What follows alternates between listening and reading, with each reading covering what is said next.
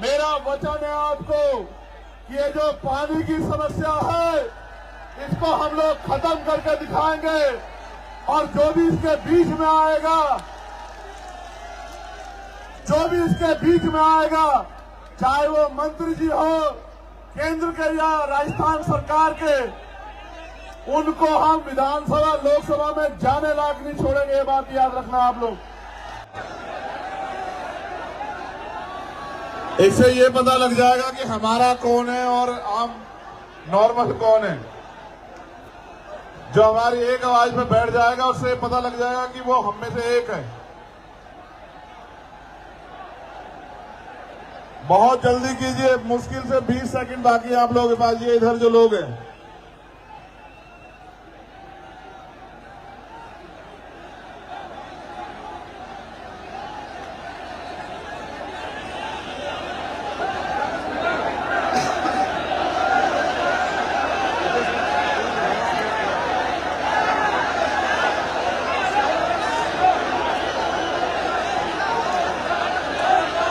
अब जो लोग पंडाल के अंदर हैं उनसे मेरा आग्रह रहेगा कि वो अपने मोबाइल की टॉर्च जलाएं,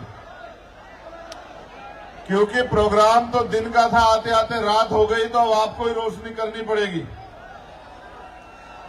आप जहां भी हैं अपनी मोबाइल की लाइट जला लें, आप जहां तक भी हैं, जो ये पता लग जाए कि हमारे लोग कहां कहां तक हैं। सभी लोग अपने मोबाइल की लाइट जलाएंगे जिससे कि ये पता लग जाए कि आज जालोर की धरती में हमसे प्यार करने वाले लोग कहां कहां से आए हैं और कहां कहां हैं।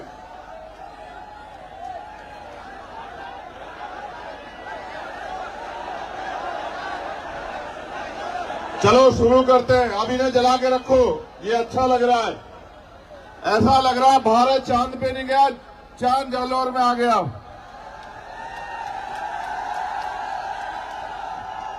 मैंने सभाएं बहुत की हैं पूरे देश में,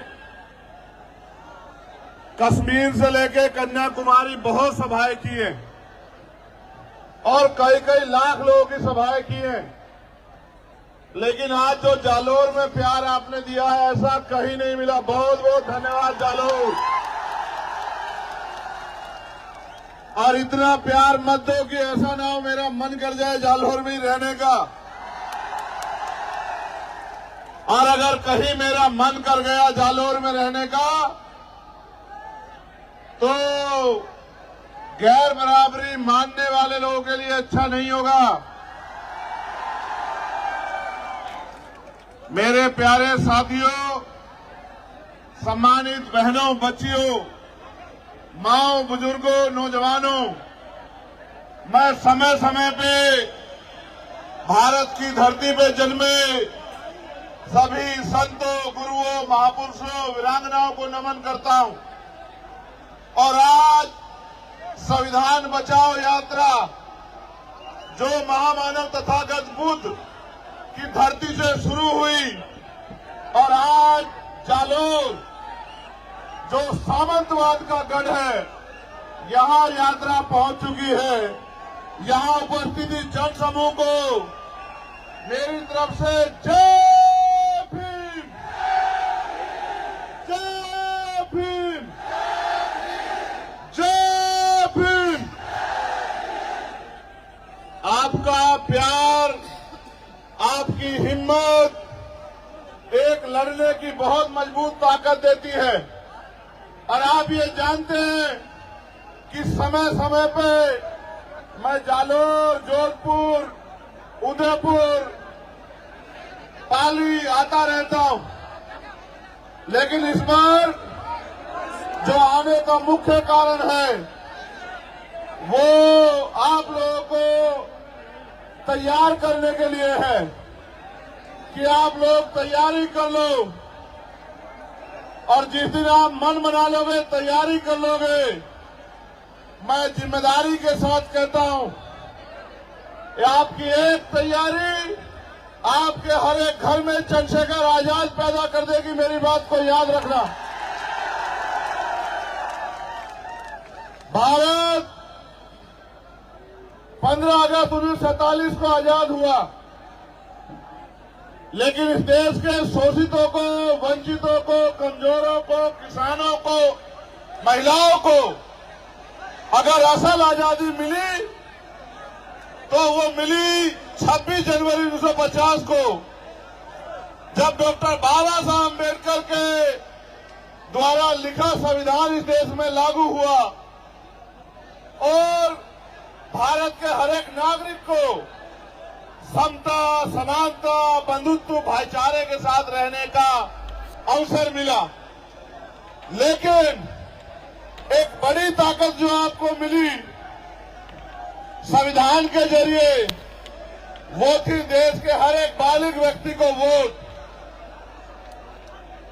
देश आजाद हुआ, वोट की शक्ति से राजनीति में बराबरी आई, लेकिन क्योंकि देश में जाति के नाम पे, धर्म के नाम पे, सामाजिक स्तर पे, आर्थिक स्तर पे जो गैर बराबरी थी, उस समय की सरकारों ने उस गैर बराबरी को खत्म करने के लिए कोई अच्छा कदम नहीं उठाया।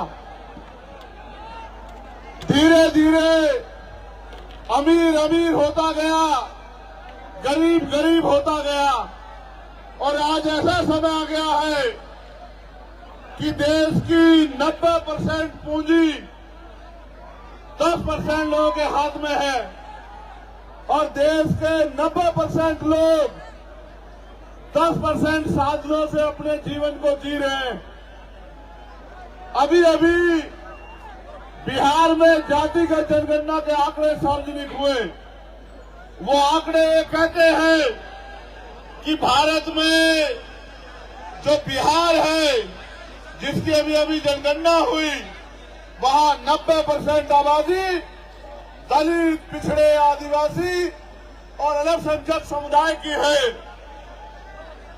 अगर राजस्थान में भी आप लोग जातिगत जनगणना करवा दो तो यहां भी आपको पता लगेगा कि यहां भी 90% आबादी दलित, आदिवासी, पिछड़े और अल्पसंख्यक समाज की होगी। अब सवाल यह है कि जिनकी आबादी 90% है, उनके हिस्से में क्या है। और इस सवाल को अगर धरातल पे देखो तो ये महसूस होगा कि न उनको उद्योग है, न उनके पास रोजगार है, न उनके पास पर्याप्त नौकरियां हैं, न उनके पास जमीन है और न ही उनके पास और किसी तरह का साधन है कि वो स्वाभिमान सम्मान का जीवन जी पाए। ये स्वाभिमान सम्मान का जीवन मांगने से नहीं मिलता है। अगर स्वाभिमान सम्मान का जीवन चाहिए, इसकी कीमत चुकानी पड़ती है। मर तो राजस्थान में हम लोग लंबे समय से रहे। आपको इंदु मेघवाल याद होगा, आपको जितेंद्र मेघवाल याद होगा, आपको कार्तिक भील याद होगा, आपको ओम प्रकाश रेगर याद होगा, आपको नासिर जुनैद याद होंगे, आपको असगर याद होगा। इतने जुल्म, इतना अन्याय और न्याय मांगने पर लाठियां, झूठे मुकदमे, डर और तमाम तरह से जिस तरह भी से भी पीड़ित को डराया जाए, धमकाया जाए, पंचायत करा के, हल्ला मचा के मैं लंबे समय से राजस्थान में देख रहा हूं। लेकिन मेरे साथियों, इसके लिए जिम्मेदार वो लोग नहीं है, इसके लिए जिम्मेदार है हम लोग, क्योंकि 90% आबादी होने के बावजूद भी और लोकतंत्र के आने के बावजूद भी राजस्थान में हमारी राजनीतिक हैसियत नहीं है।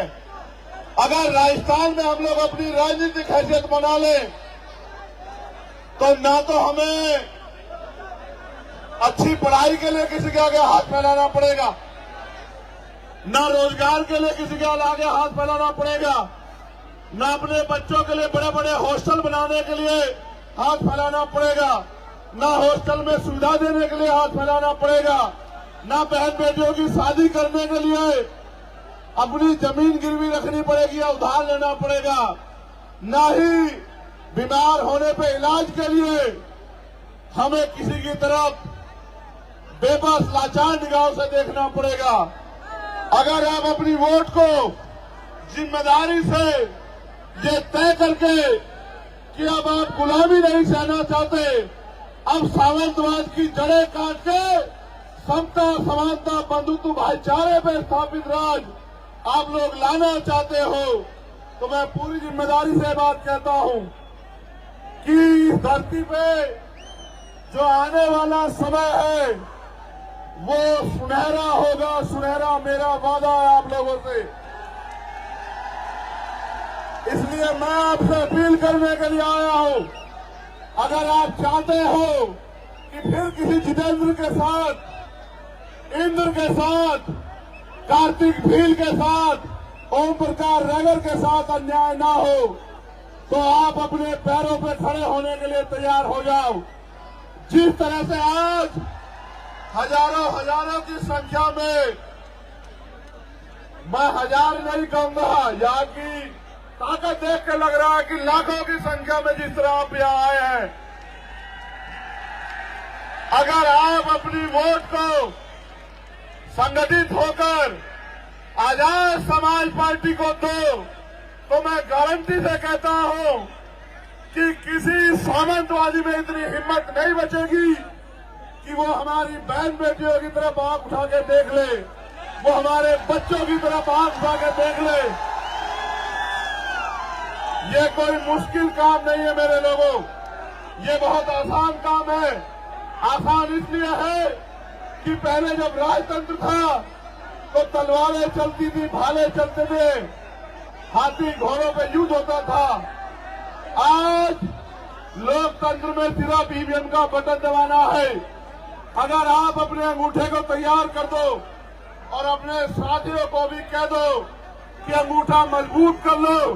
पहले सामंतवादी ये अंगूठा आपकी जमीन लूटने के लिए लगवाया करते थे, आज ये अंगूठा आपकी तकदीर बदलने के लिए लगेगा। अगर आपने फैसला लिया तो मैं जिम्मेदारी से कहता हूं कि आने वाला कल आपका होगा, आने वाला समय कमजोरों का होगा, किसानों का होगा, महिलाओं का होगा, नौजवानों का होगा। इसलिए मैं आपसे अपील करता हूं, एक समस्या भी मेरे सामने रखी गई है। मुझे बताया गया है कि इस क्षेत्र में पानी की बड़ी कमी है।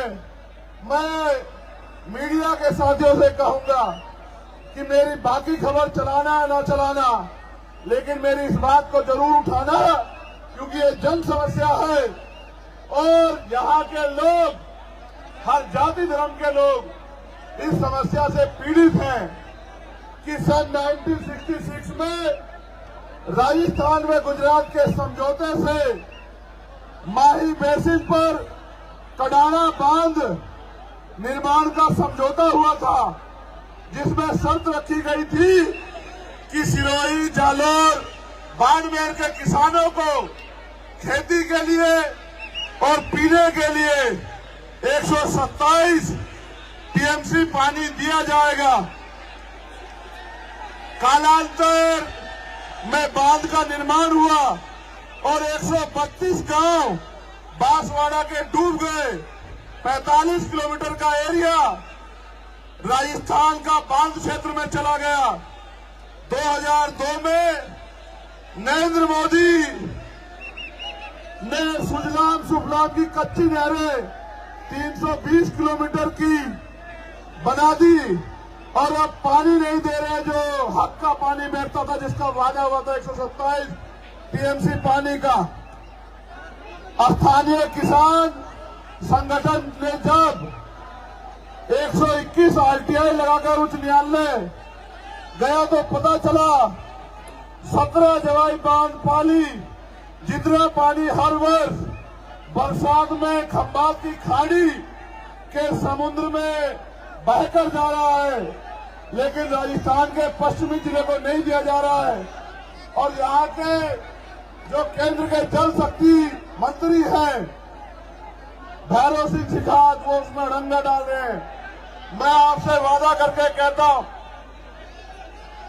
अगर आपने इस क्षेत्र से, इन जिलों से आजाद समाज पार्टी को ताकत देने का काम किया, मेरा वचन है आपको कि ये जो पानी की समस्या है इसको हम लोग खत्म करके दिखाएंगे। और जो भी इसके बीच में आएगा, चाहे वो मंत्री जी हो केंद्र के या राजस्थान सरकार के, उनको हम विधानसभा लोकसभा में जाने लायक नहीं छोड़ेंगे। ये बात याद रखना आप लोग।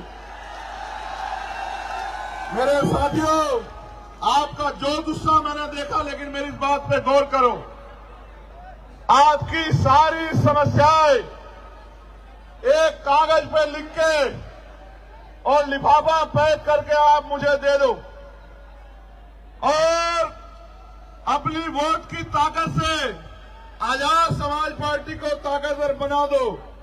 मैं आपको लिख के देता हूं कि भारत के लोकतंत्र में वो शक्ति है, आपकी सारी समस्याएं अगर 6 महीने में हल न करा दी तो मैं राजनीति से त्याग कर दूंगा। मेरी इस बात पे गौर करो। बाबा साहब अम्बेडकर ने कहा कि राजनीतिक सत्ता वो चाबी है जो आपके सारे ताले खोल सकती है, आपकी सारी समस्याओं का हल कर सकती है। और मान्यवर काशीराम साहब ने कहा, जिसका दल नहीं होता उसके पास बल नहीं होता, और जिसके पास बल नहीं होता उसकी समस्याओं का हल नहीं होता। अगर आप अपनी समस्याओं का हल चाहते हो, सीना तान के इस क्षेत्र में जीना चाहते हो, रोजगार चाहते हो, जमीन चाहते हो, स्वाभिमान सम्मान का जीवन चाहते हो, जुल्म जातीय अत्याचार से मुक्ति चाहते हो, तो दोनों हाथ उठा के ऐसे मेरे साथ संकल्प करो कि इस बार हम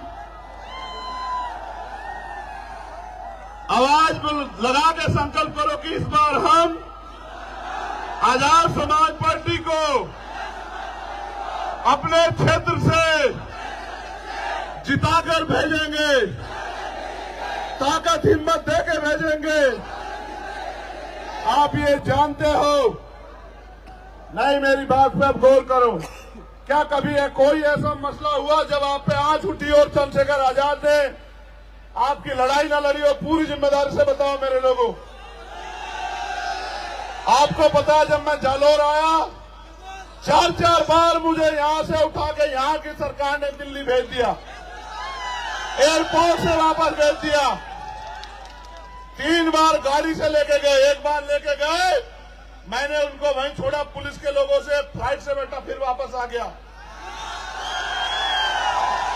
यहां के अधिकारियों ने मुझसे माथा पीट के कहा कि यहां के नेता जिनको ये वोट देते हैं वो उनकी तरफ देखना भी नहीं चाहते, आप किस मिट्टी के बने हो। मैंने उनसे एक बात कही, गौर करना, कि उनका उनसे राजनीति का रिश्ता है, मेरा इन लोगों से खून का रिश्ता है। खून कहीं रहता हो और खून कहीं से भी बहे, खून को खून की आती है। जब तक मैं इस क्षेत्र में, क्योंकि देश तो आजाद लगभग हो गया है, इस क्षेत्र में भी सामंतवादी सोच के लोग सुधरने का काम नहीं कर रहे। आपकी वोट की शक्ति जहां हमें ताकतवर करेगी वहां उनको कमजोर भी करेगी, और जब वो लोग कमजोर होंगे तभी उनको समझ आएगा कि किसी कमजोर को सताया नहीं करते। पुनः मैं एक बार आपसे कहूंगा, अपने मोबाइल निकालें, जहां तक भी आप हैं अपने मोबाइल निकाल के मुझे एहसास कराएं कि आप मुझे कहां तक सुन रहे हैं।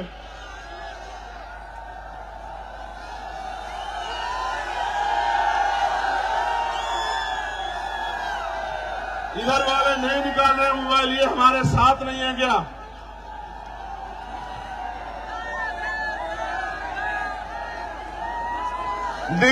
ये बीच में कुछ ऐसा लग रहा है कि बीच में लाइट है नहीं, ऐसा क्या है?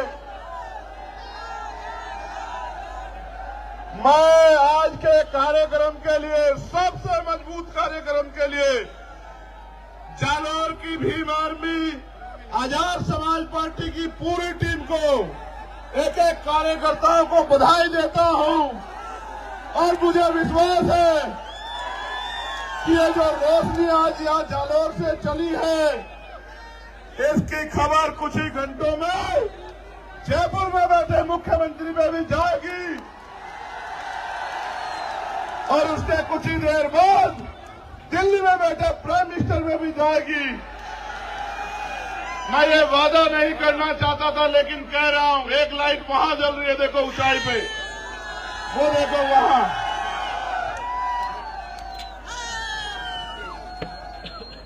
मैं आपसे वादा करके कहना चाहता हूं, मैं आपका नेता नहीं हूं, मैं आपका भाई हूं, बेटा हूं, अपना हूं। मेरा आपसे चुनावी रिश्ता नहीं है। चुनाव 2 महीने में खत्म हो जाएगा।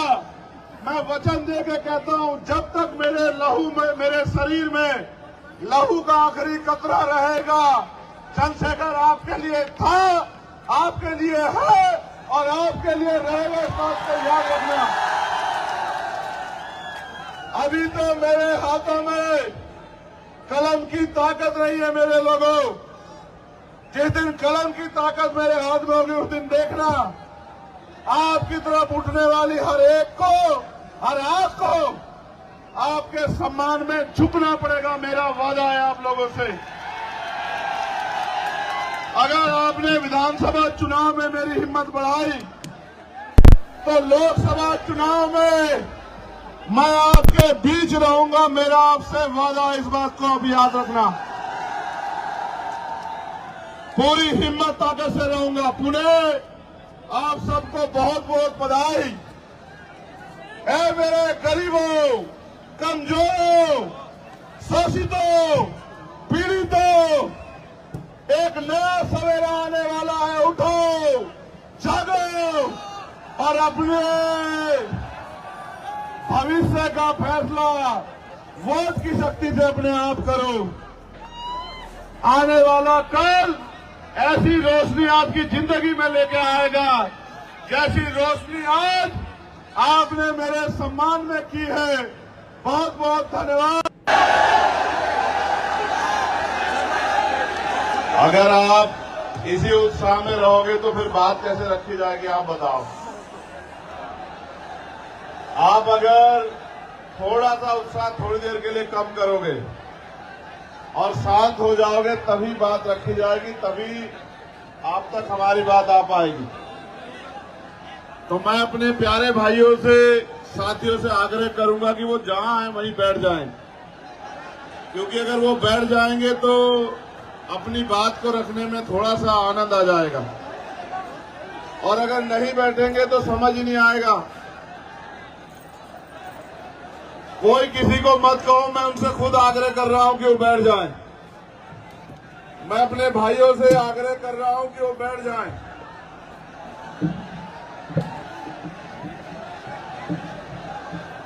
आपसे भी आग्रह कर रहा हूं बैठने का। इससे ये पता लग जाएगा कि हमारा कौन है और आम नॉर्मल कौन है। जो हमारी एक आवाज में बैठ जाएगा, उससे पता लग जाएगा कि वो हम में से एक है। बहुत जल्दी कीजिए, मुश्किल से 20 सेकंड बाकी है आप लोगों के पास। ये इधर जो लोग हैं,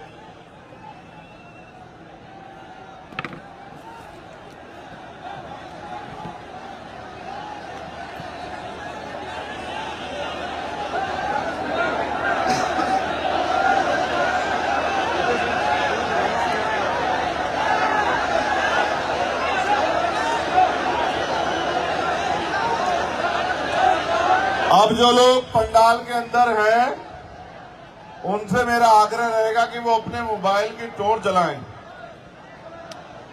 क्योंकि प्रोग्राम तो दिन का था, आते आते रात हो गई, तो अब आपको ही रोशनी करनी पड़ेगी। आप जहां भी हैं अपनी मोबाइल की लाइट जला लें, आप जहां तक भी हैं, जो ये पता लग जाए कि हमारे लोग कहां कहां तक हैं। सभी लोग अपने मोबाइल की लाइट जलाएंगे, जिससे कि ये पता लग जाए कि आज जालोर की धरती में हमसे प्यार करने वाले लोग कहां कहां से आए हैं और कहां कहां हैं।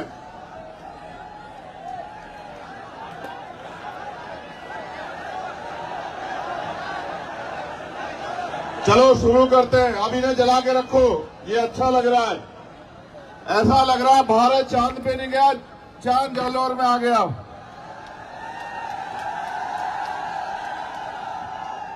मैंने सभाएं बहुत की हैं पूरे देश में,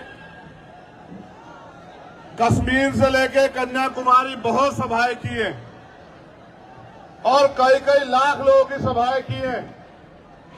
लेकिन आज जो जालोर में प्यार आपने दिया है ऐसा कहीं नहीं मिला। बहुत बहुत धन्यवाद जालोर। और इतना प्यार मत दो कि ऐसा ना हो मेरा मन कर जाए जालोर में ही रहने का। और अगर कहीं मेरा मन कर गया जालोर में रहने का तो गैर बराबरी मानने वाले लोगों के लिए अच्छा नहीं होगा। मेरे प्यारे साथियों, सम्मानित बहनों, बच्चियों, माओ, बुजुर्गों, नौजवानों, मैं समय समय पे भारत की धरती पे जन्मे सभी संतों, गुरुओं, महापुरुषों, वीरांगनाओं को नमन करता हूं। और आज संविधान बचाओ यात्रा जो महामानव तथागत बुद्ध की धरती से शुरू हुई और आज जालोर जो सामंतवाद का गढ़ है, यहां यात्रा पहुंच चुकी है। यहां उपस्थित जन समूह को मेरी तरफ से जय भीम, जय भीम, जय भीम। आपका प्यार, आपकी हिम्मत एक लड़ने की बहुत मजबूत ताकत देती है। और आप ये जानते हैं कि समय समय पे मैं जालोर, जोधपुर, उदयपुर, पाली आता रहता हूं। लेकिन इस बार जो आने का मुख्य कारण है वो आप लोगों को तैयार करने के लिए है।